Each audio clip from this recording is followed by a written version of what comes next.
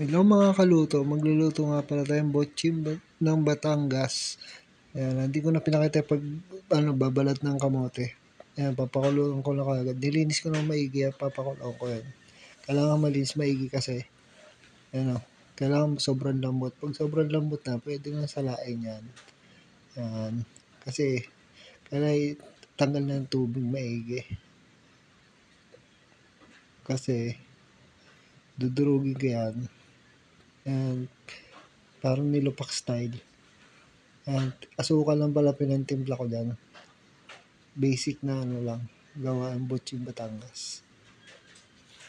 Ayan gagawa tayo ng pambalot ng butche. Butche ng Batangas. Yan, nagugas ako ng kamay niyan, kala hindi ako bugas. Malinis yung kamay ko habang ginagawa ko yan. Hindi yung pwedeng madumi. Ganyan-ganyan lang, masa-masa lang. Gagawa na tayo ng dough. Pambalot ng butchi ng Batangas. Gaganyan-ganyan lang. Masa-masa lang. Ayan, basic.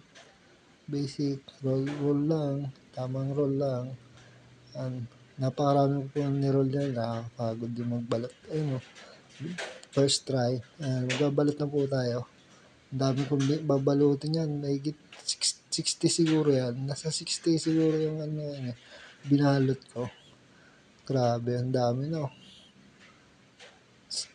Isang kain lang namin yan. Grabe.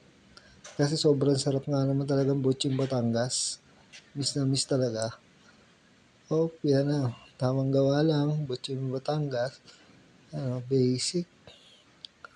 Binasic. Yan na. Siyempre, pagkatapos yan, magpapainom ng kawali at magpiprito para matikman natin gaano kasarap ang butching ng Batangas. Tamang prito lang. Mga kaluto. Prito lang. Ayan. Saglit ang maluto yan. Hindi kailangan sunog. Pero masarap yung medyo tostado. Pero tama na yun, tamang luto lang.